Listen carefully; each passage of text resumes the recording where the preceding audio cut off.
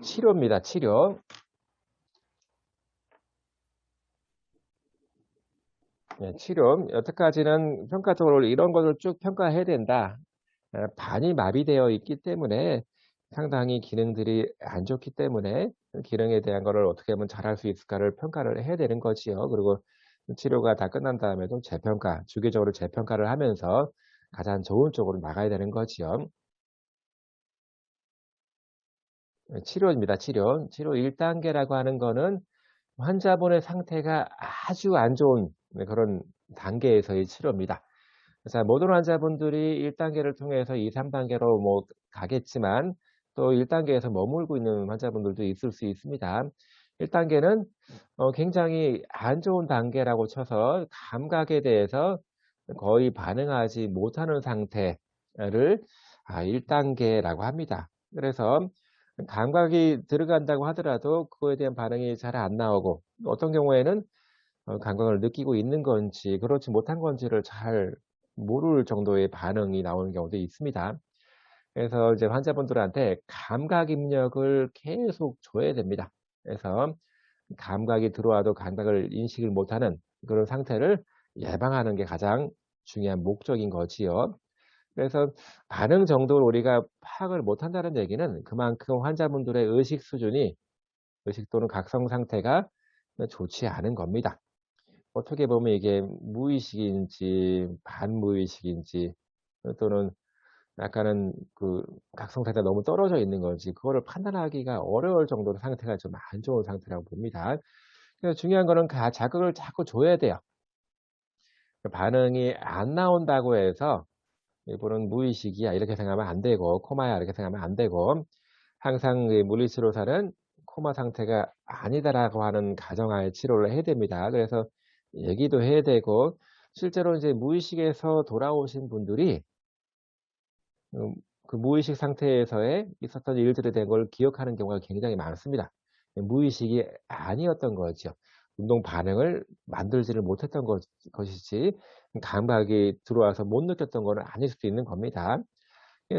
좋은 자극을 굉장히 많이 줘야 됩니다. 그래서 반응을 자꾸 촉진시키기 위해서 감각 입력을 주고 또 환자분들에 대한 관심 또는 이전 뭐 애착 물건들이 있지요. 그런 것들 또 여러 가지 경험들에 대한 것들을 자꾸 자극으로 줄 필요가 있는 겁니다.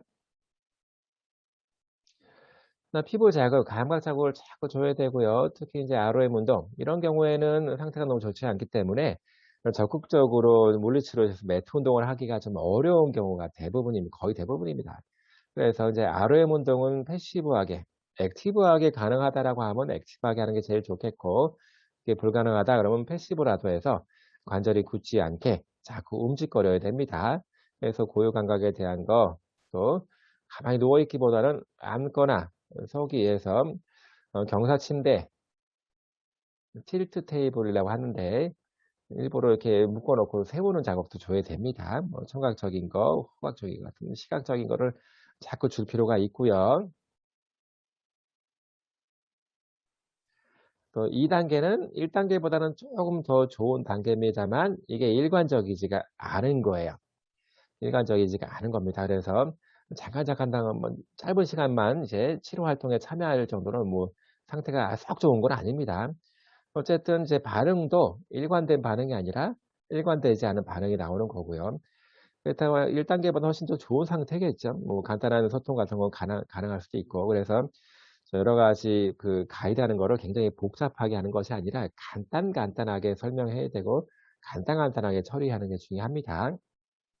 그래서 종종 어떻게 보면 뭐 아주 의식 상태가 좀 막 떨어지는 경우도 있고 좀 과하게 흥분하는 경우도 있을 수가 있습니다. 그래서 이런 경우에는 치료 목표는 이제 뭐 의식 수준을 일관되게 유지할 수 있도록 뭐 하는 거를 많이 신경을 써야 되고 환자의 집중력과 각성 기간을 좀 넓히는 쪽으로 간단한 활동들을 할 수밖에 없습니다. 그리고 긴장도 좀 자세 반응에 대한 거를 좀 더 올바른 쪽으로 유도하는 거지요. 또 처음에는 굉장히 간단하게 시작을 해야 돼요. 환자분이 잘 따라올 만한 여지가 많지가 않습니다. 그래서 간단하고 쉬운 것부터 시작을 해야 되고 또 점점점 이제 약간은 복잡한 단계로 가는 게 좋습니다. 여기도 마찬가지로 환자분들의 반응을 조금 더 일관되게 잘 나올 수 있도록 해 주는 거에 주요 목표를 삼고 치료를 해야 됩니다. 그러다 보면 인지 기능도 좋아지는 경우가 거의 대부분이거든요.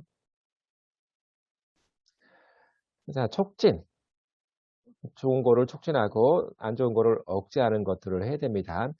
또 이제 약간은 이제 그 흥분 상태, 어떤 뭐 각성 상태가 너무 지나치게 커서 흥분하고 그런 분들한테는 흥분성을 좀 가라앉히는, 그래서 이제 목소리에서부터 해서 뭐 갑자기 큰 소리 내거나 이런 거는 되게 좋지가 않고요. 자주 쉬어가면서 하는 게 좋겠고요. 또 착란이라고 하는 거는 의식 상태가 온전하지 않은 겁니다. 일관되지 않은 상태를 착란이라고 보는데, 창란, 그 의식 상태가 일관적이지 않으면 당연히 정보 처리 능력은 떨어질 수밖에 없는 거지요. 이런 분들한테는 집중력을 좀 높이는, 또는 기억을 좀 높일 수 있는 방법으로 해서 치료사가 전략을 좀 구성을 해야 되고, 또 너무 그 긴장도가 너무 떨어지거나 긴장도가 너무 높은 사람들 같은 경우에는 그런 긴장도를 잘 맞출 수 있게 하는 치료, 촉진 뭐 억제 기술을 해야 됩니다. 너무 긴장도가 떨어지면 긴장도, 근육의 힘을 좀 촉진시키는 방법으로 해야 되겠죠. 또 너무 긴장도가 높아서 팔다리 움직이기가 좀 어렵다, 이런 분들한테는 억제 기술을 써야 되는 겁니다.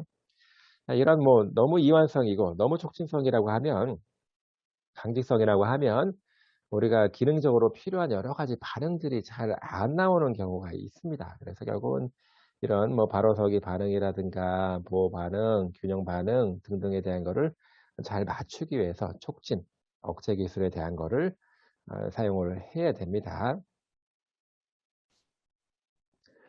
그렇죠. 특히 이제 어떤 경우에는 그 뭐 의식 상태가 일관적이지 않기 때문에 뭐 "어떻게 하세요."라고 설명을 하더라도 이게 잘 못 따라오는 경우가 상당히 많아서 그런 기능적인 가이드를 많이 해 줘야 되는데, 특히 살짝 흔들어 주는 거, 그리고 약간 따뜻하게 해 주는 거는 긴장도를 떨어뜨리는 데 굉장히 도움이 많이 됩니다. 빠르게 흔드는 것이 아니라 부드럽게 흔들어 주는 거죠. 되게 이제 우리가 버스를 타면 상당히 졸려하는 사람들이 많은데, 그 이유는 버스가 굉장히 미세하게 계속 흔들어 주기 때문에 그렇습니다.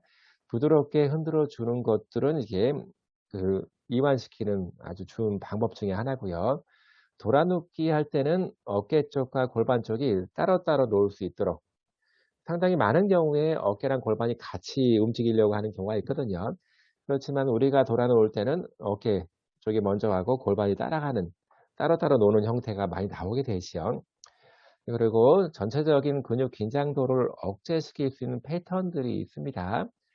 자, 우리 항중력 패턴 쪽으로 스파스티시티가 생긴다라고 했는데, 그거에 대한 반대 방향으로 자세를 취해 주게 되면 근육 긴장도를 억제할 수가 있습니다.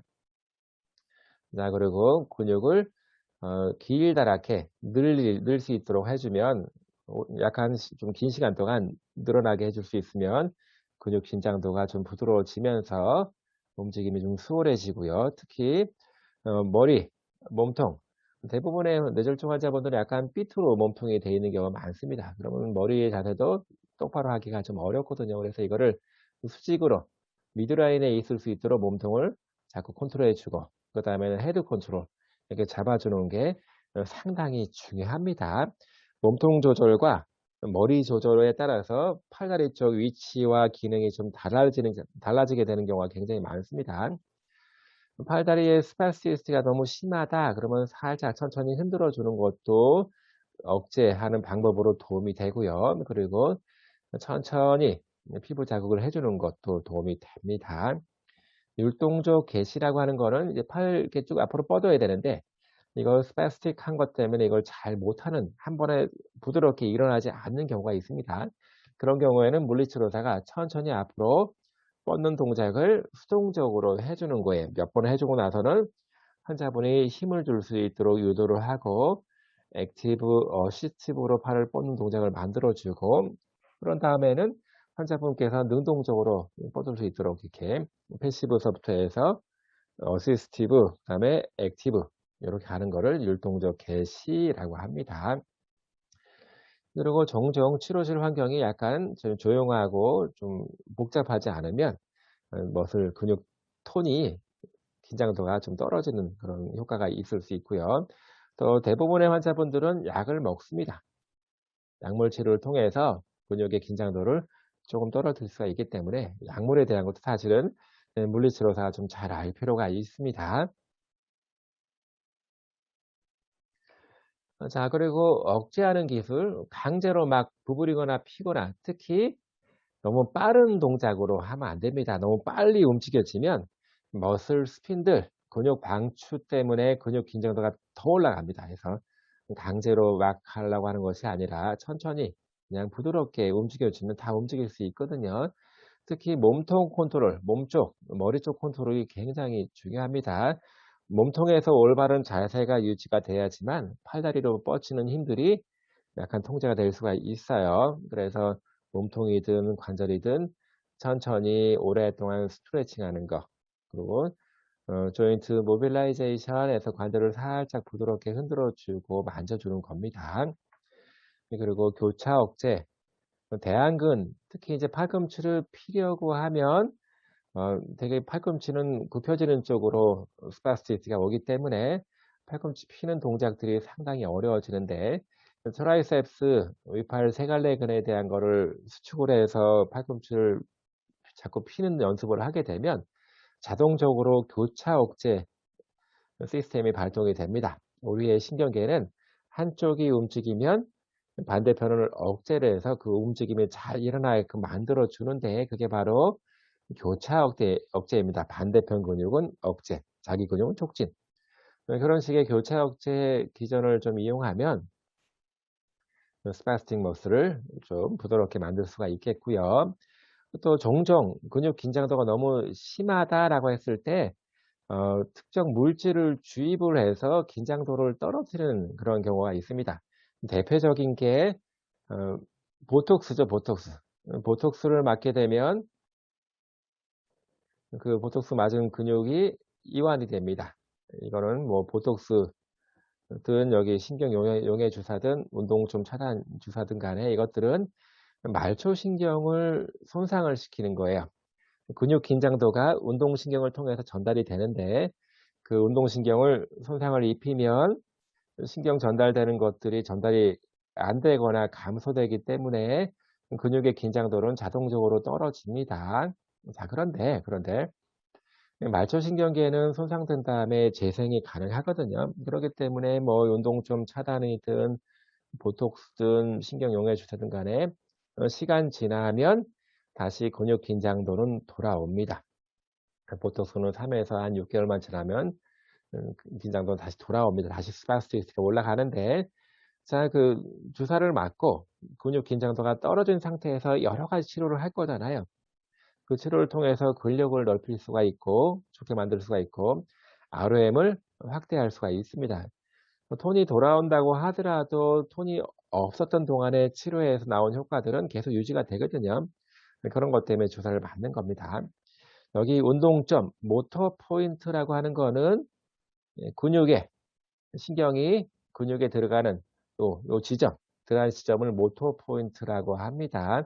어떻게 보면 신경의 근육의 지배력이 큰 지점이 되겠지요.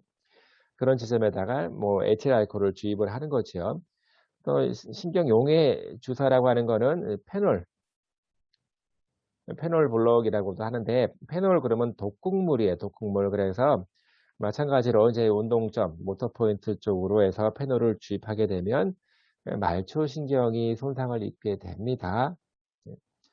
자, 근데 독극물이기 때문에 그냥 함부로 주입하는 것이 아니라 크게 희석을 시킵니다. 100분의 1 정도 희석을 시켜서 아주 독을 약하게 만들어서 말초신경 정도만 딱 상하게 만드는 거지요.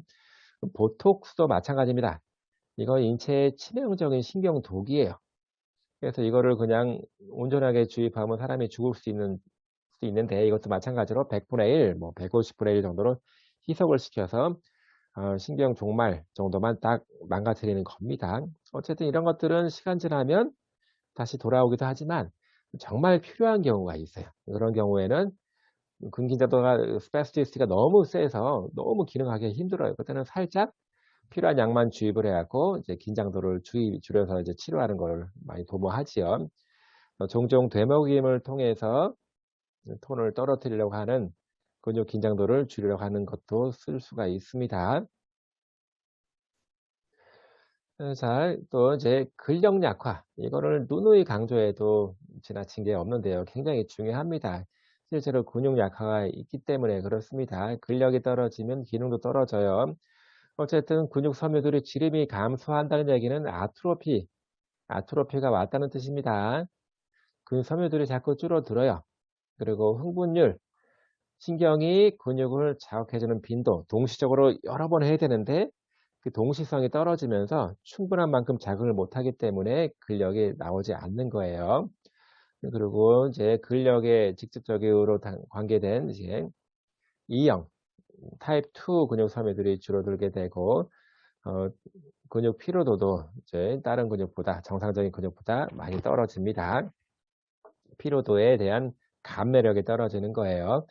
그리고 한번 힘을 딱 줄 때 참여하고 있는 운동 단위들, 참여율, 동원율이 많이 부족해지면서 실제로 반마비, 뇌졸중 편마비 환자분들한테 근력이 떨어지는 아주 안 좋은 현상들이 많이 발생하는 거예요. 자, 그래서 이제 너무 복잡하지 않은 환경에서 하는 것이 긴장도를 떨어뜨리는데 좀 도움이 되고요. 그리고 이 환자분들이 의식 수준이 명료하지 않기 때문에, 일관되지 않기 때문에 환경 자체가 너무 복잡하면 치료에 집중하기가 어려워집니다. 그리고 환자분들한테 실제로 필요한 동작들, 의미 있는 활동들을 딱 선택한 다음에 그 선택한 거를 직접 해보는 겁니다. 예를 들어서 이분은 옷을 잘 못 입어요. 그러면 우리가 치료하는 동작들은 옷을 잘 입게 만들어주는 동작들을 연습시켜야 되는데 실제로 그냥 아무렇게나 연습시키는 것보다는 실제 옷 입는 신용을 하기 위해서 실제 옷을 갖다 놓고 입는 동작들을 연습해 보는 것이 훨씬 더 의미가 있고 뇌를 바꾸는 데 도움이 되더라 이거죠. 그래서 처음에는 좀 단순하고 좀 잘 익숙한 환경에서 하다가 점점 더 이제 친숙하지 않은 환경, 복잡한 환경으로 똑같은 과제를 옮아가는 거지요. 처음에는 조용하고 아무도 없는 데서 하다가 그 과제를 잘하게 되면 좀 사람들도 많고 비교적 소음이 있는 그런 치료실에서 하는 것도 치료 훈련시키는 방법을 업그레이드 시키는 방법 중에 하나입니다. 자, 3단계는 상당히 좋은 단계라고 볼 수 있습니다. 더 이상 이제 의식 상태가 일관적이지 않은 것이 아니라 다 잘 일관되게 유지하면서 치료사의 가이드, 명령을 잘 따라서 할 수 있는 단계라고 볼 수 있습니다. 이때는 조금 더 기능적인 걸 연습시켜야 되는데 사실은 기능적인 걸 연습시키기 전에 이런 문제들이 있다는 걸 우리가 알 필요가 있습니다. 기본적으로 코디네이션은 안 돼요. 협조적으로 잘 안 됩니다. 예를 들어서 우리가 그 음식물을 먹기 위해서 과자를 먹기 위해 손을 뻗어서 집으려고 그러면 먼저 팔을 어깨 쪽이 쫙 올라오면서 플렉션 되고 팔꿈치는 익스텐션 되고 손목은 익스텐션, 손가락은 플렉션 되면 딱 잡아야 되는데 이게 차례대로 일어나는 일이잖아요. 그런데 그게 차례대로 일어나지가 않아요. 운동 조절이 안 되는 겁니다. 이게 코디네이션이 안 되는 거예요. 그리고 종종 행위상실증이 있을 수도 있습니다. 실제로 움직임을 잘 못하게 되는 경우가 있어요. 이거는 인지적인 게 문제가 아니라 그냥 움직임 프로그램을 만들고 그런 것들을 지각하는 거에 대한 문제가 생길 그런 경우가 있습니다. 그런 거 만일에 행위상실증, 에이프락시가 있다라고 하면 여러 가지 활동을 만들어내는 게 또 훈련시키는 게 어려울 수가 있습니다. 특히 정교한 컨트롤, 손동작들이 잘 안 되는 경우가 대부분이에요.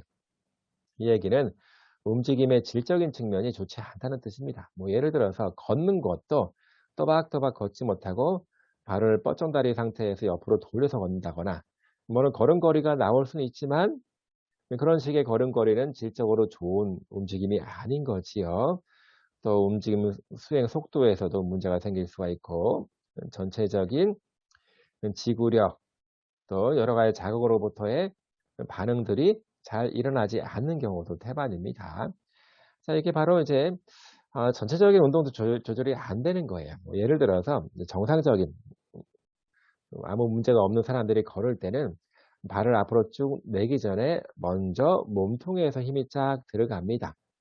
이게 선행적인 조절, 예측적인 조절이라고 하는 건데 그런 게 다 깨져버린 거예요. 반마비 환자분들은 그런 게 잘 깨져 있기 때문에 예측적인 조절을 우리가 할 수 있도록 자꾸 미리 얘기를 해 주고 움직임에 대한 거를 자꾸 이렇게 만들어 가야 됩니다.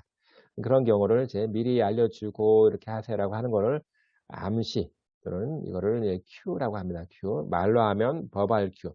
구두 암시가 되는 거고 시각적인 거, 청각적인 신호를 주는 거는 이제 비주얼 또는 오디토리 큐라고 이렇게 얘기할 수가 있는 거지요. 그래서 이런 뭐 비교적 상태가 좋으신 분들이기 때문에 전체적으로 어 과제 수행, 기능적인 수행 능력을 높이는 게 중요하겠죠. 자, 내가 하고 싶은 기능을 하기 위해서는 뭐 인지적인 것도 중요하겠고 어떤 게 필요한지를 먼저 물어서 우리가 알고 있어야 되는 거지요. 그래서 이거를 이렇게 만들어 놓고 "이렇게 하세요."라고 훈련을 시키면서 이제 가이드를 해 주고 감독을 잘 해 주는 거지요. 또 시간 관리라든가 특히 손 쪽 또는 팔다리 정교한 움직임 컨트롤에 대한 거 그리고 우리가 되게 모든 것들을 전부 다 예측해서 동작하지는 않잖아요. 그때그때 움직임을 만들어낼 수 있는데 그런 경우는 환경으로부터 여러 가지 자극들이 들어왔을 때 자극에 대한 반응으로 만들어내는 것들이죠. 그래서 그런 적절한 운동 반응이 나올 수 있도록 촉진시키는 거. 이거는 부단하게 반복 연습을 통해서 할 수 있는 겁니다. 또 운동 속도라든가 또는 이제 지구력에 대한 것도 굉장히 중요하게 목표로 삼아야 됩니다.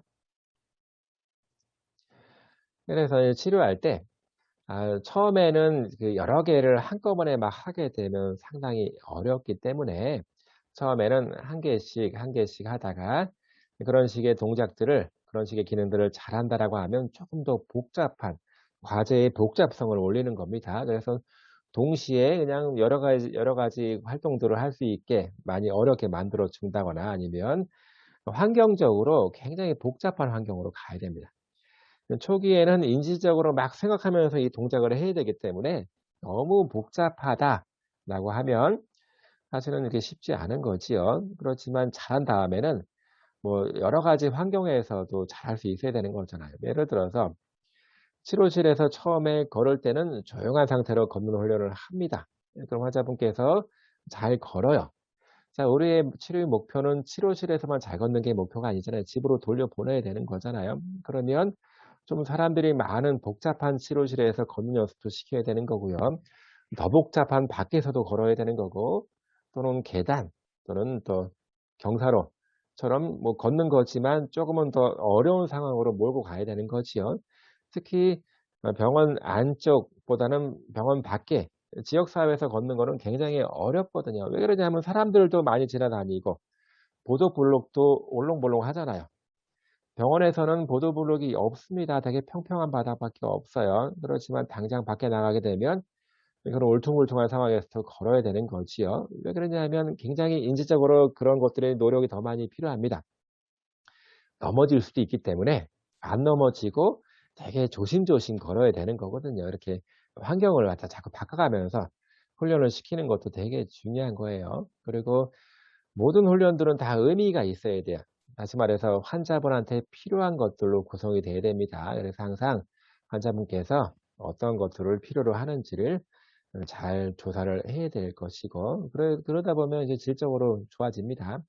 그리고 그룹 활동이라고 하는 거는 혼자서가 아니라 여러 명이 같이 하는 거예요. 사실은 이 뇌졸중이라고 하는 거, 발을 못 쓴다라고 하는 병은 굉장히 스트레스를 많이 줍니다.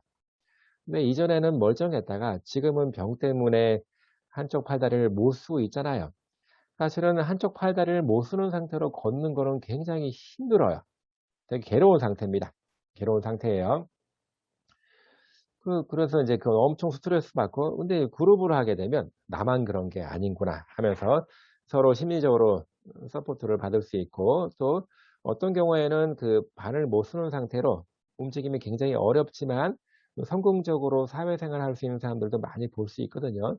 그런 분들한테 정보도 교환하고 여러 가지 좋은 점들이 많습니다.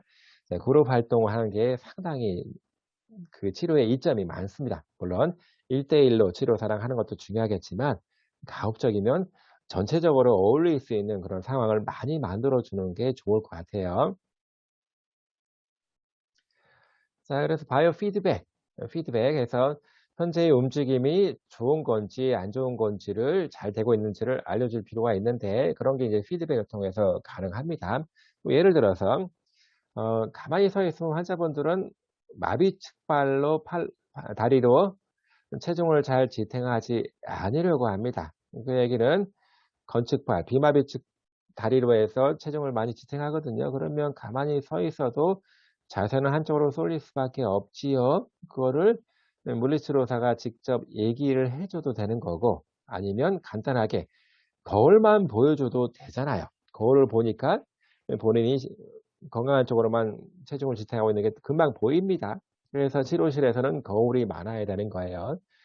또 기능적 전기 자극 치료, 전기를 자극을 해서 근육을 자극해서 움직임을 만들어냅니다. 이거를 기능적인 움직임을 만들어내는 거를 기능적 전기 자극이라고 하고 또 여러 부위에다가 피부라든가 고유 감각 자극을 주는 게 중요합니다. 특히 고유 감각은 위치 감각과 운동 감각이기 때문에 고유 감각이 좋지 않으면 내 팔다리가 어떻게 위치하고 있는지 모르거나 어떻게 움직이는지 모르면 훈련을 시킬 때, 과제 훈련 시킬 때 상당히 애로사항이 많이 생기거든요. 그래서 이거를 자꾸 이제 고유 감각을 자극해 줘야 됩니다. 팔다리 움직임을 자꾸 만들어 줘야 될 필요가 있는 거고요.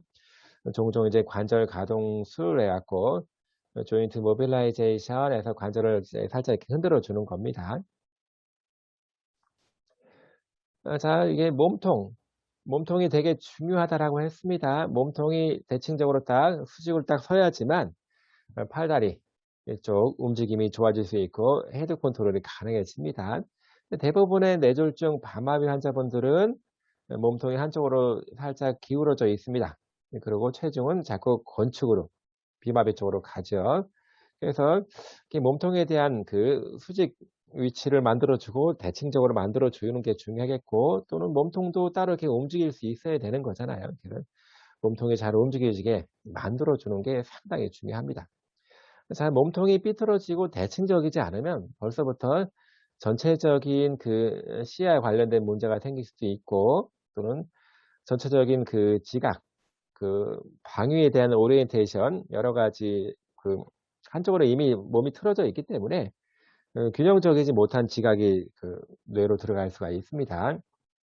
또 이제 편층 무시, 마비축을 집중하지 못하는 상태가 더 커질 수가 있습니다. 그래서 몸통을 대칭성 있게 만들어주는 건 되게 중요하고요. 몸통이 대칭적으로 다 구성이 되어야지만 비로소 양쪽 발로 체중이 잘 지탱될 수가 있습니다. 몸쪽이 살짝 찌그러져 있으면 당연하게 건축, 비마비축으로 자꾸 체중이 갈 수밖에 없습니다. 또 뭐 골반을 앞뒤로 움직이는 거 이게 왜 중요하냐면 대부분 뇌졸중 환자분들은 옆에서 봤을 때 요렇게 이렇게 앉아 있습니다. 구부정하게 거북목 자세로 해서 앉아 있거든요. 골반은 뒤로 이렇게 넘어가 있습니다.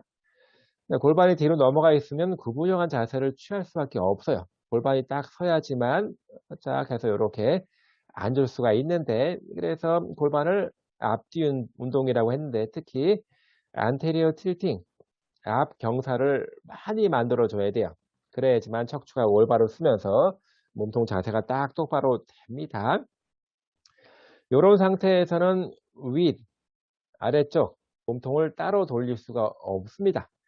자, 우리가 걸을 때만 하더라도 오른발 나갈 때 왼쪽 팔 나가잖아요. 그리고 왼발 나갈 때는 오른팔 나가잖아요. 이 얘기는 몸통 위쪽과 아래쪽이 따로따로 로테이션 된다는 뜻입니다. 서로 분리돼서 움직여야 되는데 이렇게 이제 몸통 대칭성이 떨어지면 당연히 몸통 분리 운동 또는 이제 해리 운동이 잘 안 되는 거예요. 자, 그 이유는요. 자, 넓은 등근, 라티시무스 노즈머슬, 큰 원근, 테레스 메이저, 그리고 큰 가슴근, 팩토레스 메이저. 요건 특별하게 팔 쪽을 어깨 쪽을 인터널 로테이션 시키고 어덕션 시키는 근육인데 이 근육들은 굉장히 스파스틱하게 됩니다. 긴장도가 엄청 높아지는 근육들이에요. 자, 그런데 이런 근육들이 어깨든 골반이든 이렇게 몸통에서부터 팔 쪽으로 붙어 있는 근육들인 거예요. 근육 긴장도가 높아지다 보니까 자, 뇌졸중 환자분들은 앞에서 봤을 때 요렇게 한쪽으로 어깨가 내려갈 수밖에 없습니다. 골반은 올라가고 어깨는 내려갈 수밖에 없어요. 왜? 이쪽에 이제 붙어 있는 이런 근육들이 스파스틱하기 때문에 그렇습니다. 골반 쪽도 마찬가지예요.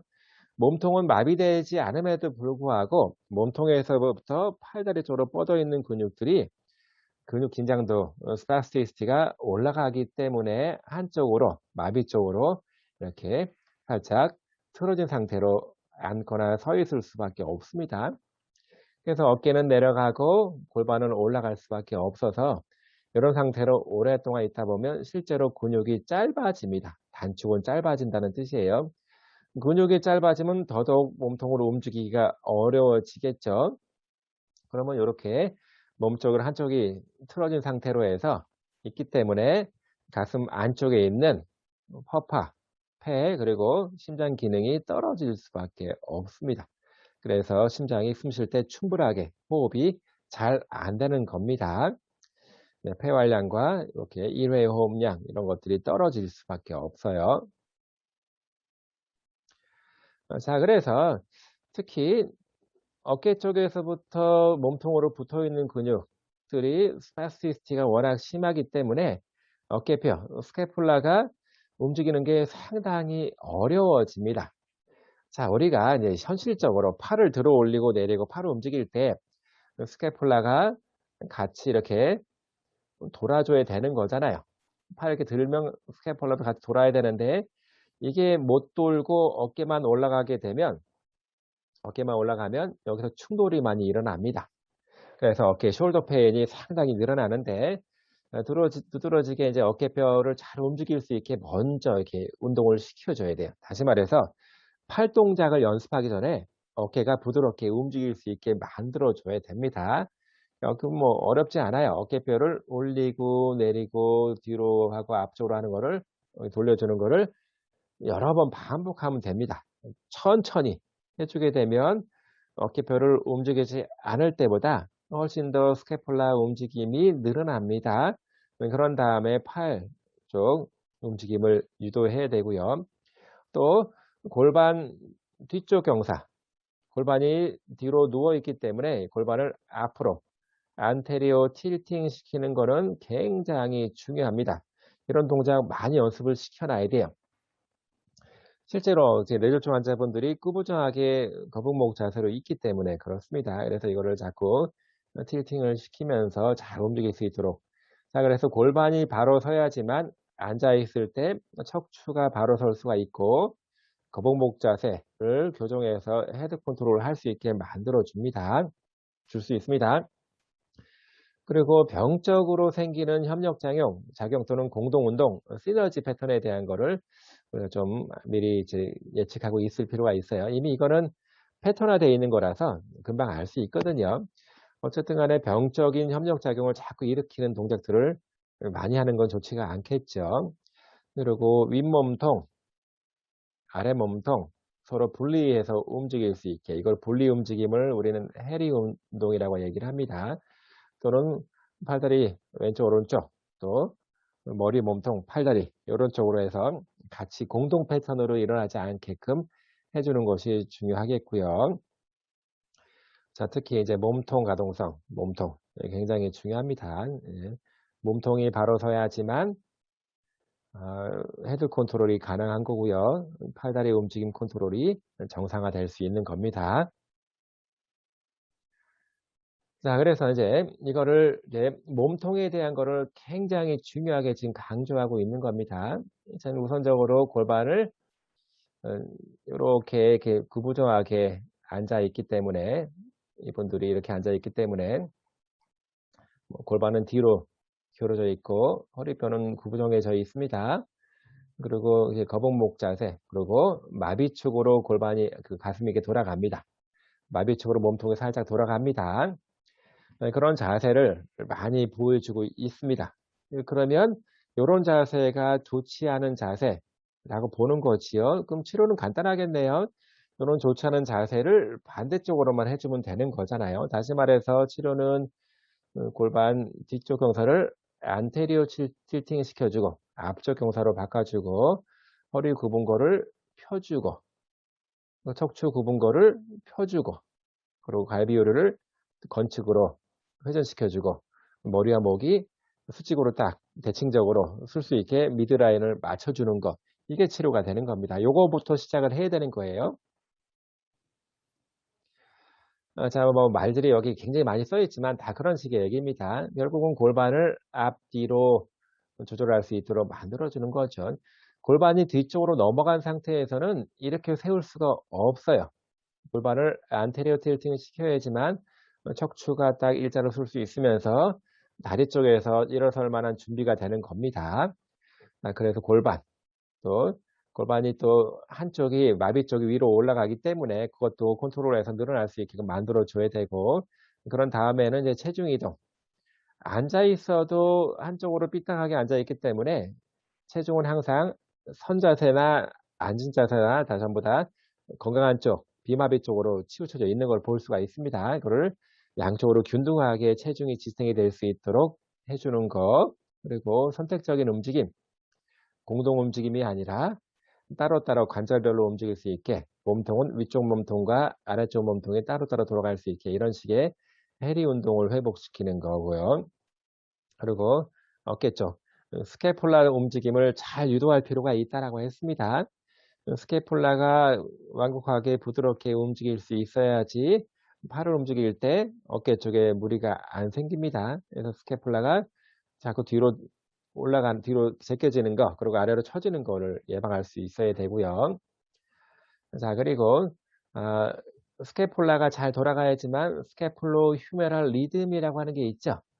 스캐폴라 도는 거 1, 휴메러스 움직이는 거 2 해서 1대2 비율을 유지해야지만 어깨 쪽 충돌이 일어나지 않으면서 어, 어깨 통증을 예방할 수 있습니다. 그리고 똑바른 자세에서 헤드 컨트롤, 이게 먼저 선행이 돼야 됩니다. 이게 된 다음에 그 다음에 머리 유지, 머리 좀 미들라인을 다 유지할 수 있도록 해주는 것 중요하고요. 몸통을 바로 세우지 않으면 근육 긴장도가 좋아질 수가 없습니다. 몸통의 긴장도가 올라가면 당연히 팔다리 긴장도도 같이 올라갈 겁니다. 원하는 바는 아닌 거죠. 그리고 숨을 쉴 때 가슴이 충분하게 늘어날 수 있도록 해주는 거. 그리고 미드라인, 중심선, 미드라인, 머리와 몸통이 딱 일자로 수직으로 설 때 중심선이 딱 맞는 겁니다. 이 얘기는 체중도 완곡하게 다 균등하게 지탱이 될 수 있다는 얘기입니다. 자, 우리 몸의 모든 거의 대부분의 동작들이 손을 쓴다고 하더라도 양쪽 손을 쓰는 거예요. 예를 들어서 필기를 할 때도 가운데서 필기를 하죠.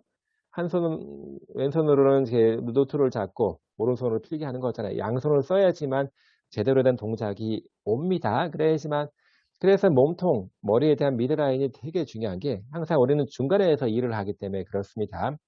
양쪽을 통합하는 그런 단계는 미드라인에서 시작을 하는 거예요. 자, 그래서 주로 이쪽 마비축이 좀 짧아지기 때문에 서로 당겨주면서 이게 늘어날 수 있게 만들어주는 것도 굉장히 좋은 치료고요. 스캐폴라 아래쪽을 잡고 이렇게 올리면서 늘어나게끔 만들어주는 거. 또 이쪽 팔만 훅 잡아당기면 안 됩니다. 스캐폴라를 잡아갖고 어깨가 쭉 딸려오면서 이 스캐폴라 안쪽, 이쪽에 있는 근육들을 늘어날 수 있게 해주는 거. 요게 스캐폴라 모빌라이제이션이라고 얘기를 하고요. 또 골반을 좀 이렇게 당기면서 이렇게 늘어날 수 있게끔 유지하는 것도 특히 이제 마비 쪽에 있는 몸통을 좀 길이를 늘리는 중요한 방법 중에 하나입니다. 자, 마찬가지예요. 이렇게 다리를 세워서 골반을 이렇게 쭉 돌리게 되면 윗몸통이랑 아랫몸통을 따로 분리해서 움직일 수가 있는 거고요. 이렇게 살짝 돌려놓은 상태로 해서 골반을 잡고 밑으로 잡아 당기는 거지요. 그러게 되면 옆구리 쪽이 더 많이 늘어나겠죠. 살짝 이렇게 틀어놓은 상태로 해서 이거를 밀어주는 겁니다. 이렇게. 그러면 여기를 많이 늘릴 수가 있어요. 팔다리 운동을 하기 전에 몸통을 컨트롤하기 위해서 이런 식의 동작들을 먼저 선행적으로 해줘야 됩니다. 자, 그리고 똑바로 앉은 상태에서 골반이 뒤로 누워 있기 때문에 이거를 앞으로 당겨주는, 그래서 환자분을 잘 못한다 그러면 치료사 손은 2개밖에 없기 때문에 골반을 잡아야 되겠죠. 그래서 머리로 가슴을 딱 지탱해주고 앞으로 못 따라오게 하고 머리를 쭉 당겨주게 되면 골반은 이렇게 쓰게 되는 거죠. 이렇게 안테리어 틸팅이 유지가 됩니다. 실제 치료실에서 이런 식의 동작들을 굉장히 많이 하고 있어요. 자, 마찬가지입니다. 이거 치료사가 해주는 것도 좋겠지만 가장 좋은 거는 환자분께서 직접 하는 게 가장 좋은 거잖아요. 그래서 잘 살짝 구부리는 동작을 하면서 골반을 앞쪽으로 안테리어 틸팅을 해주는 거지요. 사실은 이게 먼저고요. 골반을 몸통을 구부리는 게 두 번째입니다. 안테리어 틸팅이 돼야지만 굽히는 게 더 잘 나올 수가 있는 거예요. 그래서 그냥 골반만 앞으로 이렇게 기울이세요라고 하는 것보다는 이런 식의 동작을 같이 포함을 시키면 환자분께서 더 잘 따라할 수 있다는 거예요. 자, 그리고 이제 이쪽이 마비 쪽이고요. 이쪽이 비마비 쪽입니다. 자, 비마비 쪽으로 마비 쪽으로 물건을 놓고 이걸 쭉 뻗어서 잡아 보세요라고 하면 환자분들은 다 자연스럽게 체중을 마비 쪽으로 옮기게 됩니다. 대부분 건강한 쪽으로 체중을 많이 주고 있는데 요렇게 이런 식의 동작들을 마비 쪽에서 많이 유도를 한다라고 하면 자연스럽게 체중은 이 마비 쪽으로 더 많이 가게 되는 겁니다. 잘 그냥 고정되어 있는 의자에서 하는 것보다는 공에서 이제 꿀렁꿀렁한 바닥에서 이제 막 움직일 수 있는 이런 바닥에서 하는 게 훨씬 더 어려운 동작이겠죠. 이 상태에서 앉은 걸 유지하면서 안테리어 틸팅을 유지하는 그것도 굉장히 좋은 치료 중에 하나고요. 또 마비 쪽으로 체중을 좀 더 많이 가게 하기 위해서는 사실은 마비 쪽으로 체중을 많이 주기 위해서는 건강한 쪽에 힘을 줘갖고 마비 쪽을 늘리면서 몸을 옆으로 이동을 시켜야 되거든요. 환자분들이 그런 쪽이 안 좋아서 항상 마비 쪽으로 이렇게 구부정한 자세를 많이 취합니다. 그래서 치료사가 약간 서포트한 상태로 해서 몸을 살짝 마비 쪽으로 밀어주게 되면 이렇게 척추를 이렇게 휘게끔 만들면서 건강한 쪽에 힘을 주고 마비 쪽을 자연스럽게 늘어날 수 있게, 그러면서 체중은 마비 쪽으로 갈 수 있게 만들어주는 좋은 치료 중에 하나입니다. 이거는 어떻게 보면 그 수직 자세를 유지하려고 하는 그런 반응을 그 이용하는 거지요. 자, 마비 쪽에서 이제 손을 잡으라고 하게 되면 몸을 돌리면서 전체적인 체중을 마비 쪽으로 이동하면서 이쪽에 체중이 더 많이 가겠죠.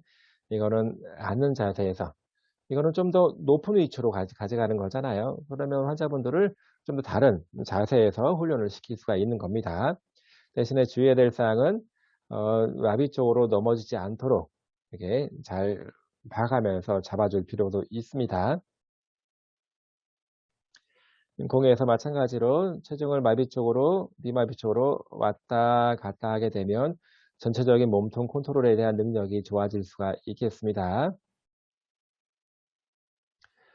또 이렇게 좀 균형이 좀 잘 잡히는 환자분들한테는 저기서 부르는 거예요. 부르면 환자분이 몸을 돌려서 이쪽을 보게 되겠지요. 몸을 돌리는 순간 마비 쪽으로 체중은 이동하게 되어 있습니다. 그래서 비마비 쪽보다도 마비 쪽에 체중을 더 많이 줄 수가 있는 거고, 또는 아예 마비 쪽으로 이렇게 딱 기울여서 지탱을 할 수 있도록 해주면 체중이 훨씬 더 많이 가겠죠. 이런 경우는 환자분께서 직접 그 자세를 컨트롤할 수 있을 때 사용할 수 있는 좋은 방법이라 볼 수 있습니다. 그래서 마찬가지로 앞으로 해서 이제 마비 쪽으로 악수를 한번 해보세요. 그러면 몸을 앞으로 쫙 기울일 거고, 몸을 기울인과 동시에 골반은 안테리어 틸팅이 될 겁니다. 그리고 체중은 마비 쪽으로 많이 지탱이 되겠지요. 이거를 좀 더 해서 이제 바닥 쪽으로 아니면 좀 더 먼 위치로 하게 되면 훨씬 더 체중을 더 많이 이동을 해야 될 필요가 있는 거지요. 자, 이런 동작들을 이용해서 환자분께서 자연스럽게 체중을 옮겨서 지탱하는 그런 연습을 할 수 있습니다. 물론 치료사가 밀어서 환자분의 체중을 옮겨줄 수도 있지만 그런 것보다는 본인께서 직접 움직여서 체중을 이동시키고 지탱할 수 있게끔 만드는 게 훨씬 더 의미가 있고 좋은 치료 방법이라 볼 수 있습니다. 자, 선 자세에서 뭐 고개 돌리기. 고개 돌릴 때마다 돌린 쪽으로 체중을 이렇게 올라갑니다. 자, 서서 이제 공에 앉은 자세에서 이제 안테리어 틸팅에 대한 거 연습할 수도 있고요. 자, 벽에 기댄 상태로 좀 몸을 이제 움직이는 거 또는 뭐 잘 된다라고 하면 앞에 서서 이렇게 악수를 하세요. 그럼 팔을 뻗는과 동시에 체중에 대한 연습을 할 수 있는 겁니다. 자, 선 자세에서 뭐 아까는 앉은 자세에서 할 수도 있고 좀 상태가 좋으면 선 자세에서 바닥에 있는 거를 줍는 그런 연습을 하게 되면 훨씬 더 난이도가 높은 동작을 연습시킬 수가 있습니다. 자, 우리가 앉은 상태에서 선 자세로 그리고 걷는 거를 연습시켜야 되는데 먼저 이제 앉고 서기에 관련된 메커니즘을 좀 잘 이해할 필요가 있습니다. 가만히 앉은 자세에서 가장 좋은 자세는 일단은 제 무릎을 이렇게 수직으로 이렇게 세우는 거. 가급적이면 조금만 더 뒤로 드리는 게 좋아요. 그래서 발이 뭐 발목 중심이 무릎보다 약간 뒤로 이렇게 있는 게 좋겠고, 그리고 골반은 안테리어 틸팅 돼 갖고 척추를 이렇게 세우고 있는 자세가 제일 좋습니다. 이런 자세에서 몸통을 앞으로 숙이면서 몸 전체적인 무게 중심을 앞으로 가져가죠. 그러면 무릎을 펴기가 훨씬 편하고 무릎을 펴는 동안에 동시에 엉덩이를 피면서 선자세를 이렇게 만드는 겁니다. 다시 말해서 앞쪽으로 기울이면서 전방 위쪽으로 모멘트를 이동시키는 겁니다. 중력 중심에 대한 모멘트를 이동시키면서 무릎을 펴주는 거겠죠. 그리고 맨 마지막으로 무릎과 힙, 엉덩관절과 무릎을 완전히 펴서 안정적인 상태로 유지를 하게 됩니다. 자, 그렇게 되면 전체적으로 제 골반 쪽에 있는 중심은 이렇게 S자형을 그리고 위로 올라가게 되어 있고, 몸통과 머리를 많이 숙이기 때문에 머리 쪽에서는 앞쪽으로 크게 C자형을 그리고 위로 올라가게 되는 겁니다. 자, 이건 뭐 S자형인지 C자형인지 뭐 크게 중요한 건 아니고요. 일단은 허리를 숙이면서 머리의 전체적인 이동 궤적이 더 크게 일어난다라고 하는 게 중요합니다. 자, 잘 일어나게 하는 게 굉장히 좋은 훈련 방법 중에 하나인데, 자, 그러면 잘 일어날 수 있게끔 만들어 줘야 되는데, 부분적으로 일단은 발은 무릎보다 약간 뒤쪽에 위치합니다. 너무 뒤쪽이면 안 되고 약간만 뒤쪽에 이렇게 위치를 시킵니다. 그래야지만 무게중심을 더 앞쪽으로 끌어가기가 좀 편한 겁니다. 일어날 때는 여기 발의 위치가 접점이 되면서 이걸 기준으로 해서 쫙 뻗치면서 일어나는 거기 때문에 발의 위치가 너무 앞쪽으로 있게 되면 무게중심을 앞으로 가져가기 어렵고요. 너무 뒤에 있게 되면 발을 딛고 서는 게 어렵습니다. 그래서 무릎보다 약간만 뒤쪽으로 이동시켜서 무게중심을 앞으로 이동시키기 좀 편하게 만들어 주고요. 자, 그리고 골반의 움직임이 안테리어 틸팅이 앞쪽 경사가 더 먼저 일어납니다. 그런 다음에 몸통, 머리 쪽으로 가는 거지요. 그래서 전체적인 움직임은 꼬리 쪽에서 아래에서부터 머리 쪽 위쪽으로 향하고 있다라고 하는 겁니다. 머리가 먼저 움직이고 골반이 나중에 움직이면 일어나기가 되게 어려워요. 다시 말해서 운동의 시작점이 아래쪽에서 먼저 있어야 됩니다. 골반 앞쪽 경사가 먼저 있은 다음에 몸통과 머리가 따라가는 겁니다. 자, 그리고 종종 어, 골반을 앞쪽으로 경사를 막 유도를 하게 되면 전체적인 다리 쪽의 연합 반응, 익스텐션 반응이 일어날 수 있기 때문에 골반 앞경사와 더불어서 몸통을 앞쪽으로 기울여주는 것이 조금은 더 이점이 있을 수가 있습니다. 다시 말해서 앞경사가 일어나면서 동시에 몸통을 앞으로 나가듯이 이렇게 해주게 되면 이런 아래쪽으로의 그런 뻗침 반응에 대한 것들을 좀 예방할 수가 있겠습니다. 자, 그래서 적절한 발의 위치, 무릎보다 약간 뒤쪽에 있는 게 좋겠고, 발바닥을 딱 두 개 붙이고 있어야 됩니다. 상당히 많은 뇌졸중 환자분들이 발을 딱 붙이고 무릎을 세우고 있는 거를 힘들어 합니다. 마비 쪽이기 때문에 그냥 발을 옆으로 눕혀놓고 있는 경우가 있는데 그것이 아니라 양발 사이 간격을 유지하면서 발을 딱 붙이고 있는 것이 좋겠고요. 바닥에 붙이고 있는 것이 좋겠고요. 골반 움직임에 따라서 이제 무릎과 힙 조인트 움직임이 같이 일어난 것처럼 이렇게 하는 것이 좋겠습니다. 이거는 분명히 일어날 때는 그 동심선 수축, 콘센트릭으로 일어나지만 앉을 때는 그 반대로 해서 편심성 수축으로 해서 천천히 철퍼덕 앉는 것이 아니라 천천히 앉을 수 있게 조절을 하고 있는 거지요. 자, 이게 문제입니다. 네, 반마비 건강한 쪽으로 대부분을 체중을 지탱하고 있기 때문에 자세가 틀어질 수밖에 없습니다. 그리고 골반 자체가 뒤로 누워 있어서 골반을 안테리어 틸팅 시키는 것들이 잘 안 돼서 충분하게 중력 중심을 앞으로 끌어가는 것이 어려울 수가 있습니다. 그래서 선행적으로 일어나기 전에 뭐 다리 위치, 무릎 위치도 중요하겠지만 골반을 앞쪽 경사를 먼저 만드는 게 굉장히 중요합니다. 그러면서부터 몸통이 숙여지면서 전반적인 체중의 중력 중심이 앞쪽으로 쏠리면서 무릎을 펴고 몸통을 이렇게 세우기가 편해지는 겁니다. 다시 말해서 골반 앞쪽 경사 동시에 몸통을 숙이는 것이 상당히 일어나는 거에 도움이 될 수 있다라고 하는 거예요. 자, 그리고 낮은 의자의 높이가 낮으면 무릎이 이렇게 굽혀지면 무릎을 펴는 게 더 힘들어지겠죠. 의자의 높이가 높여서 이런 식으로 앉아 있다 그러면 조금만 무릎을 펴면 되는 거잖아요. 그래서 처음에는 높은 의자에 앉아서 일어나기를 시도하면 훨씬 더 편하게 일어날 수 있습니다. 그러다가 근력이 좋아지면 점점 더 좋아지면 낮은 의자를 사용하면 훨씬 더 무릎 훈련에 도움이 될 것 같고요. 또 건강한 쪽 팔로 마비 쪽 팔을 깍지를 껴서 앞으로 쭉 뻗어요. 쭉 뻗어요. 이렇게 뻗고 일어나면 그 앞으로 쭉 뻗으면서 몸통을 더 많이 굽힐 수 있는 거지요. 종종 제 치료사가 요 뻗은 손을 좀 잡아 당겨주면 몸통을 더 구부리기가 쉬워지면서 이렇게 일어나게 동작들을 좀 더 원활하게 할 수가 있습니다. 그리고 그 마비 측 다리를 딱 체중을 지탱하고 일어나야 되는데 이런 것들을 딱 지탱한 상태로 유지하기가 좀 어려운 경우가 있습니다. 그러면 물리치료사가 먼 쪽, 넙다리 쪽을 무릎 쪽을 살짝 압박을 해주면 그쪽으로 체중을 지탱하고 다리를 세울 수가 있기 때문에 훨씬 더 일어나기 좀 편한 겁니다. 체중 지탱이 좀 더 빨라질 수가 있어요.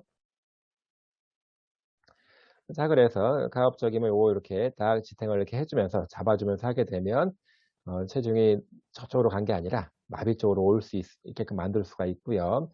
두 명이 하기가 좀 어렵다라고 하면 한 명이 이렇게 체중 지탱하고 골반에 대한 거를 딱 유지하면서 이거를 가이드 해줄 수 있고요. 또 몸통을 이렇게 세울 수 있도록 구부정하지 않게 앞쪽에서 이렇게 자극을 주고 반대편 손은 뒤에서 자극을 주면 되겠지요. 그래서 몸통을 이렇게 세우는 것도 자극하면서 만들어 갈 수가 있습니다. 자, 보행장애입니다. 보행장애. 예, 보행장애. 자, 대부분의 보행장애가 생기는 거는 스파스티시티 때문에 또는 근력 약화, 스파스티시티, 과도한 긴장, 또 기계적인 특성, 이제 뻣뻣한 거, 스티프해지는 거, 이런 것들 때문에 생깁니다. 그래서 운동 중 보행 장애들이 많이 생길 수밖에 없는데 일단은 스파스티시티가 있는 것 때문에 다리 쪽에서는 뻗치는 쪽으로, 익스텐션 쪽으로 스파스티시티 해지죠. 무릎이 익스텐션 되고 발목은 플란타 플렉션, 다 인버전 됩니다. 자, 그래서 걸을 때 무릎을 굽히고 발목을 도지 플렉션, 발등 굽힘을 해와야지만 발이 바닥에 끌리지 않고 잘 걸을 수가 있는데 이런 것들이 안 되는 거잖아요. 그러다 보니까 발을 끌리지 않게 하기 위해서 휘둘림 보행을 합니다. 옆으로 길게 크게 돌리면서 걸어요. 자, 그리고 또 하나는 우리가 정상적인 보행에서는 딱 발이 딱 땅에 닿은 다음에 이게 쭉 내려오고 몸이 이렇게 가면서 요런 식의 단계, 딱 오겠죠. 근데 요때 이렇게 발을 딱 치고 나가면서부터 발을 띄고 앞으로 해야 되는데 이게 단계별로 장딴지 근육 같은 경우는 요런 단계에서는 당연히 발을 딱 딛게 될 때는 도지플렉션 되어 있어야 되기 때문에 뒤에 붙어 있는 장딴지 근육은 작동이 되면 안 되거든요. 이게 순서 없이 막 작동이 되는 바람에 치고 나가는 게 굉장히 부적절해질 수가 있습니다. 그래서 전체적인 보행 움직임 패턴이 깨지게 됩니다. 그리고 근육들을 조절하는 수축 동안 충분하게 활성화시키고 조절하는 능력이 안 될 것이고 순서적인 수축이 안 되기 때문에 전체적인 보행 움직임 질은 매우 떨어집니다. 그래서 저래도 저렇게 걸어도 되나 싶을 정도로 좀 잘못된 자세로 이렇게 많이 걷는 거를 볼 수가 있어요. 대표적인 보행 장애 패턴은 이제 서컴덕션 게이트가 있습니다. 휘돌림 보행이라고 하는데, 자, 뭐, 기본적으로 기립 자세, 서 있을 때 자세 긴장도가 정상적이어야 하잖아요. 근데 뇌졸중 환자분들은 이미 한 마비 쪽으로 이렇게 몸이 틀어져 있고 골반이 이렇게 올라가 있잖아요. 정상적이지 않게 되는 겁니다. 골반이 이렇게 올라가면요, 발은 더 뻗치는 쪽으로 작동이 됩니다. 그리고 여러 가지 필요한 기능적인 리플렉스, 기능적인 반응들이 잘 나오지 않는 거고, 마비 측 다리가 체중을 지탱하지 못하고 건강한 쪽 다리로 체중을 주로 많이 지탱하는 거가 문제가 되는 거지요. 그리고 선택적으로 팔다리 몸통을 잘 컨트롤할 수 있는 게 정상적인 요소인데 이미 몸통이 한쪽으로 찌그러져 있기 때문에 몸통에서부터 정상적인 조절이 안 되고 있습니다. 그리고 이제 팔다리 대칭 움직임이 잘 안 되고 있고 또 어떤 경우에는 ROM이 정상적이어야만 하는데 정상적이지 못하기 때문에 ROM 확실히 무릎을 정상적으로 구부리지 못하면요 보행 속도가 빨라질 수가 없습니다. 자, 그리고 고유 강박, 움직임 또는 위치 강박에 대한 정보가 상당히 안 좋아지는 거죠. 이렇게 정상적인 보행을 위해서는 굉장히 많은 요소들이 충족이 돼야 되는데 뇌졸중 환자분들은 대부분 요소가 충족이 안 되기 때문에 보행 장애가 생길 수밖에 없는 거지요.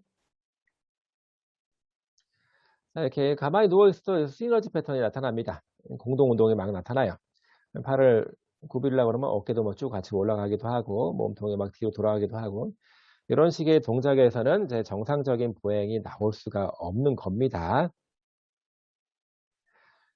자, 가장 큰 문제 중에 하나는요.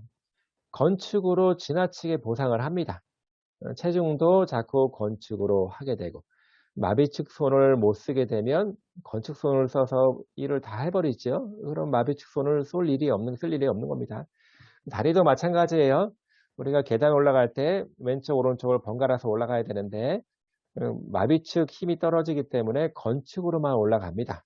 그러면 환축으로, 마비축으로는 체중 지수가 안 될 뿐만 아니라 근력도 많이 떨어질 수밖에 없게 되는 거예요. 또 이제 백니가 일어납니다. 백니. 젖힌 무릎이라고 하는데 가만히 서 있을 때 무릎이 뒤로 이렇게 빠지는 겁니다. 이거 굉장히 안 좋은 현상이에요. 백니가 일어나는 이유, 크게 이제 세 가지 정도가 있는데 첫 번째는 발목의 스파스티스 때문에 그렇습니다. 발목에서는 스파스티 패턴이 플란타 플렉션이잖아요. 또는 인버전이잖아요. 인버전. 자, 플란타 플렉션. 플란타 플렉션이라고 하는 거는 발목 관절에 대해서 발이 이렇게 밑으로 쳐져 있다는 뜻입니다. 똑바로 세워야지만 지탱하고 쓸 수 있는데 발목이 이게 똑바로 도지플렉션이 안 돼요. 그러다 보면 이런 식의 현상이 일어납니다. 무릎에서 플란타 플렉션이 되어 있는 상태로 바닥을 지탱하기 위해서는 어, 티비아, 피블라가 아랫다리가 뒤로 이렇게 기울어질 수밖에 없습니다. 그러면 우리 몸은 아랫다리가 뒤로 기울어진 상태로 똑바로 쓰기 위해서는 넙다리가 뒤로 가면서 요거 일자로 딱 균형을 맞춰서 쓸 수밖에 없는 거지요. 자, 그래서 그 발목 쪽에 스파스티시티가 너무 강하게 되면 똑바로 선 상태에서 이렇게 무릎을 뒤로 적혀놓고 백니를 만들어 놓고 설 수밖에 없는 겁니다. 그래서 이제 또는 이제 협력작용이 너무 이렇게 심하게 되면 발목의 협력작용도 마찬가지로 플란타 플렉션이랑 인버션 쪽으로 나타나는 거거든요. 자, 그리고 여기가 콘트랙처가 있으면 발목이 도지 플렉션 자체가 안 돼요. 도지 플렉션이 안 되면 당연히 이렇게 또 백니가 생겨서 설 수밖에 없고, 또는 너무 이완. 가만히 서 있게 되면 사실은 무릎 쪽에는 힘이 안 들어가고 위 넙다리뼈랑 아래쪽 티비아 요 배열만 가지고 설 수 있거든요. 그런데 가끔 이게 약간 몸이 틀어지게 되면 이거를 무릎이 붕괴가 되는 거를, 급격히 플렉션 되는 거를 여기 근력이 막아주고 있습니다. 그래서 이제 넙다리 네갈렉은 쿼드리셉스의 근력이 강하게 되면 아무 문제가 없는데, 이 근력이 너무 약하게 되면 급작스럽게 균형이 깨질 때 이거를 힘으로 지탱할 수가 없기 때문에 아예 처음부터 이렇게 백니를 만들어 놓고 서 있게 됩니다. 그래서 이 배열만 가지고 설 수 있게 만들어 주는 겁니다. 어쨌든 스파스티시티가 있어서, 또는 시너지가 너무 심하게 나타나서 보행 동안 백니가 될 수도 있고, 또는 발목이 굳어서 콘트랙처가 있어서 백니가 될 수 있고, 아니면 니 익스텐서 무릎 편근이 너무 약해서 또 백니를 만들어서 이렇게 걷는 경우도 더러 있다라고 하는 거 알아두시기 바랍니다. 이거 백니 이거 중요해요. 자, 그래서 이렇게 여러 가지 문제가 있는데, 종종 우리가 이렇게 한 발을 딛고 한 발을 앞으로 낼 때 어, 이쪽 이쪽 골반은 발이 들려 있기 때문에 체중을 지탱하고 있지 않기 때문에 골반이 이렇게 내려가거든요. 골반이 내려가지 말라고 반대편에서 글루티스 메디우스 머슬이 잡아주고 있습니다. 근데 이 근육이 약하게 되면 골반이 아래로 처지면서 이렇게 골반이 아래로 처지게 되는 그런 보행 패턴을 보이게 되는데, 이거를 트렌델렌버그 사인이라고 하고, 글루티우스 메디우스 중간 볼기근 약화 때문에 생기는 문제다라고 얘기를 합니다. 자, 또 하나의 장애는 백니가 생기는 거, 백니가 생기는 그런 문제가 있을 수 있고, 또 하나는 도지플레이션이 안 되는 것 때문에 발이 바닥에 끌려서 보행을 하게 되는 그런 경우도 발생할 수 있습니다. 자, 그래서 이제 기본적으로 협력작용이 우세하게 되는데 체중 이동하기가 상당히 어려워지는 거고, 또 트렌델렌버그 이제 양성 징후, 한쪽 골반이 아래쪽으로 떨어지는 거고, 또 장타지금 같이 발바닥 쪽 굽힌근이 딱 치면서 발을 앞으로 내야 되는데 그런 것이 이제 치고 나가는 것이 안 되는 거고, 그래서 보폭이 줄어들 수밖에 없고요. 휘돌림 보행이라고 하는 것은 썰컴덕션이라고 하는데, 덕션 게이트를 합니다. 발가락이 바닥에 끌리는 것을 예방하기 위해서 전체적으로 발을 옆으로 돌려서 걷는 것을 설컴덕션 게이트라고 하고, 또 하나는 이제 백니가 생기는 거죠. 백니. 중간에 백니가 생기는 거고, 전체적으로 스파스틱한 것 때문에 도지플렉션이 잘 일어나지 않는 게 굉장히 문제가 됩니다. 종종 설컴덕션 게이트를 해서 덜 끌리게 만들어 줄 수도 있지만, 종종 발끝머리가 끌려서 걸려 넘어지는 경우도 더러 있습니다. 그리고 발바닥 쪽 앞꿈치에 자극이 되게 되면 발가락이 자꾸 이렇게 구부러지면서 그쪽 자극에 대한 거, 발가락이 자꾸 이게 오그라드는 그런 반응이 나타날 수도 있습니다.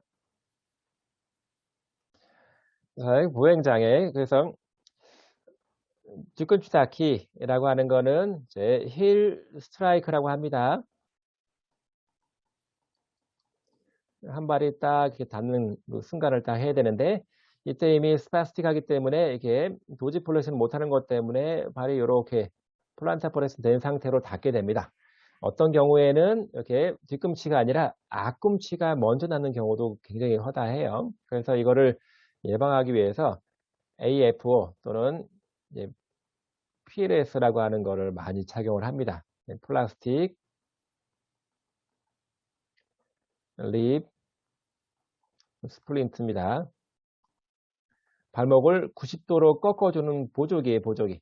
이걸 딱 차게 되면 플란타 플렉션 되는 거를 막을 수 있죠. 발바닥 쪽 굽힘되는 거. 그래서 앞꿈치가 먼저 닿는 거를 막을 수가 있습니다. 결국은 뒤쪽에는 장단지근이 스파스티시티가 있어서 생길 수도 있고 또는 반대로 앞쪽에 있는 앞정강근이 약해서도 이렇게 생길 수가 있거든요. 그래서 앞정강근 쪽에다가 주로 전기자극 치료를 많이 하게 됩니다. 중간 디딤기라고 하는 거는 이렇게 딱 힐 스트라이크 있은 다음에 몸이 앞으로 오면서 전체적인 발바닥이 닿고 있는 그런 단계를 중간 디딤긴 단계라고 하는데, 이때는 앞에서 얘기했던 것처럼 플란타 플렉션이 되어 있는 것 때문에 이렇게 정강뼈 아랫다리를 똑바로 세우지 못하고 뒤로 약간 경사진 상태로 세울 수밖에 없습니다. 그런 상태에서는 무릎을 뒤로 빼고 있게 되는 이제 백리 상태, 젖힌 무릎 상태가 될 수밖에 없어서 그런 거에 대한 게 큰 문제가 되고 있고요. 또는 이제 쿼드리셉스, 넙다리 네갈래근이 약해서 생길 수 있는 문제라서 또 넙다리 네갈래근에 대한 또 신경을 좀 써야 될 필요가 있는 겁니다. 또 이제 마지막 디딤기에서는 발이 이렇게 딱 그걸 탁 치고 나가야 되는데, 이거 치고 나갈 때 문제가 생길 수 있는 게, 일단은 플란타 플렉션, 발바닥 쪽 굽힌근에 톤이 올라가 있어서 뭐 딱 치고 나가는 힘을 바로 줄기가 어려운 경우도 있고, 또 앞꿈치에 자극이 되게 되면 발가락이 자꾸 오그라드는 그런 현상이 있어서, 그런 경우가 있어서, 그런 경우에는 또 신발이라든가 관련된 보조기를 착용을 해서 예방하는 그런 치료 방법들도 같이 쓰고 있습니다. 자, 과제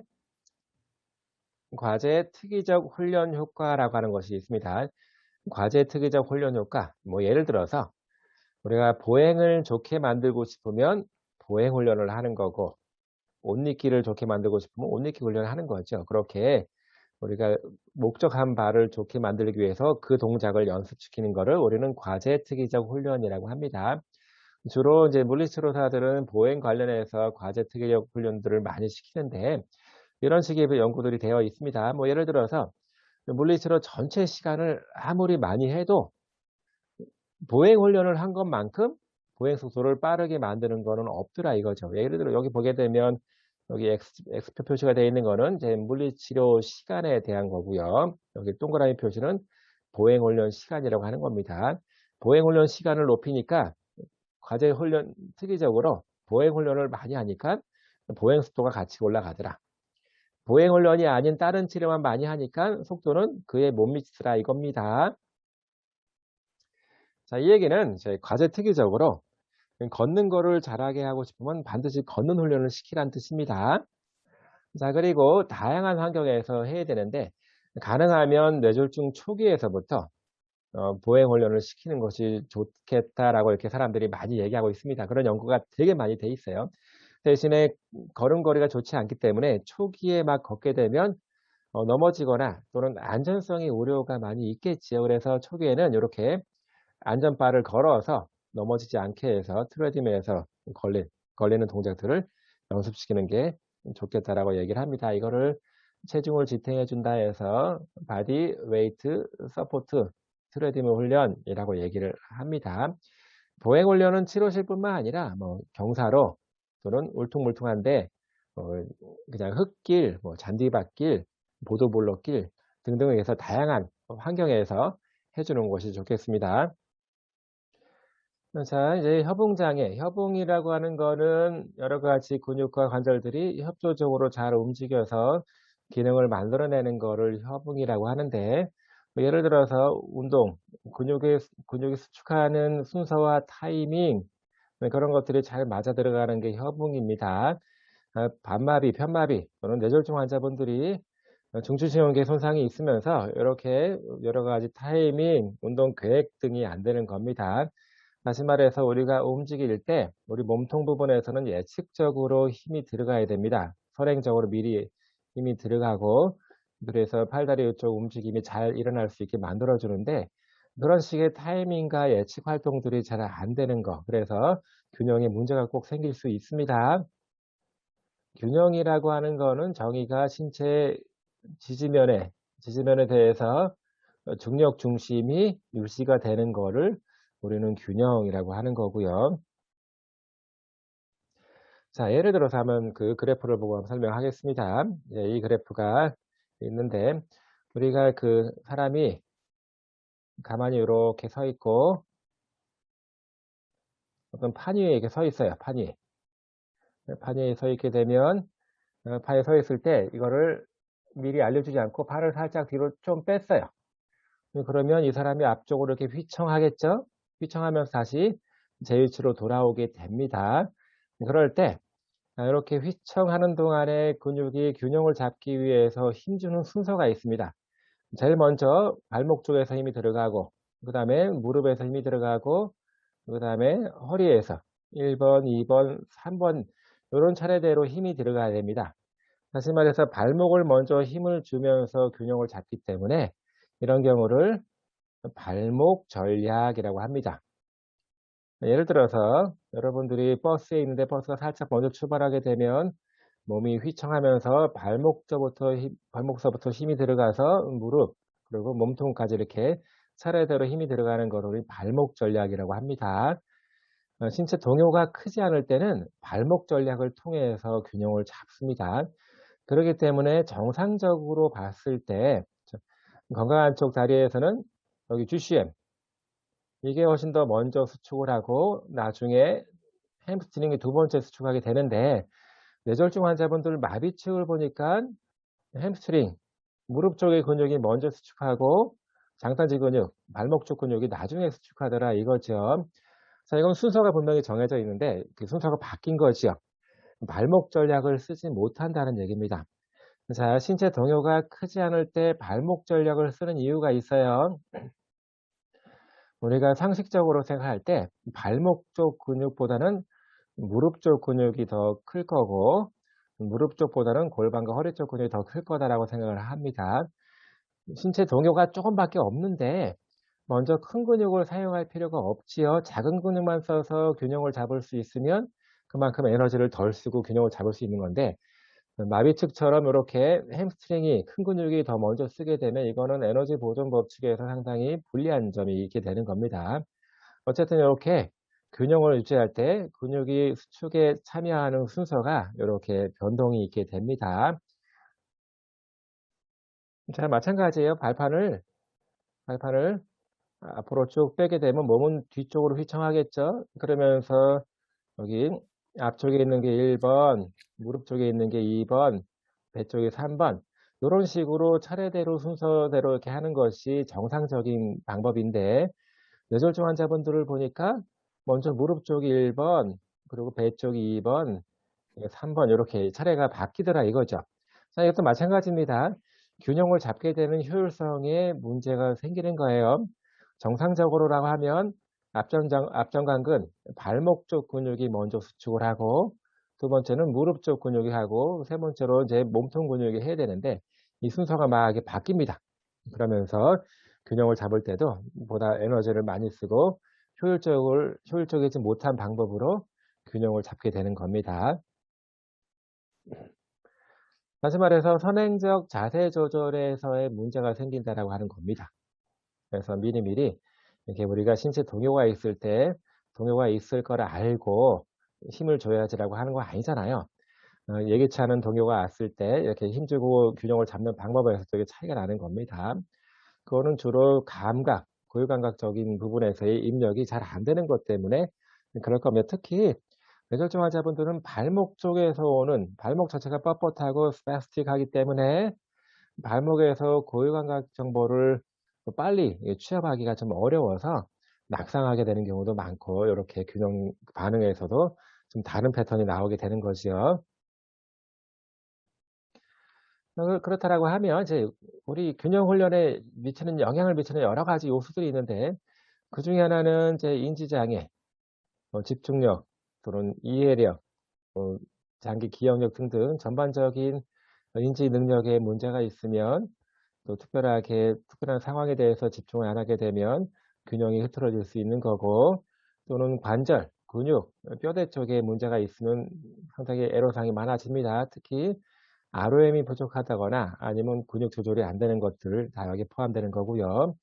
또 신경이 근육을 컨트롤해 주는 방법을 잘 모르게 될 때 분명히 균형을 잡기가 어려워집니다. 그래서 뭐 저항 운동도 해야 되는 거고 신경이 근육을 잘 통제할 수 있도록 저항 운동도 해야 되는 거고, 다른 전기 치료도 쓸 수가 있는 거지요.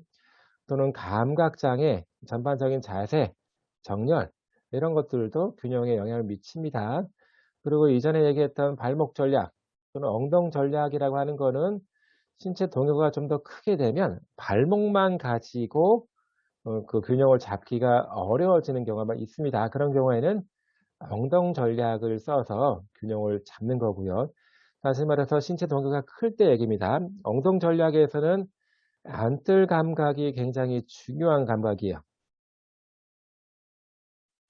전체적인 큰 동요가 왔을 때 안뜰 감각에 감지가 되면서 엉덩 전략을 쓰게 되는 거고, 발목 전략에서는 주로 고유 감각입니다. 발목 쪽에 있는 고유 감각에 많이 의존하고 있는 전략이 발목 전략이라고 합니다. 아주 큰 신체 동요가 와서 신체 체중 지지면에서 중력 중심이 벗어났어요. 그러면 한 발을 딱 옮겨서 체중 지지면을 넓게 만들어서 균형을 잡는 전략을 씁니다. 이런 경우를 우리는 디딤 전략이라고 얘기를 합니다.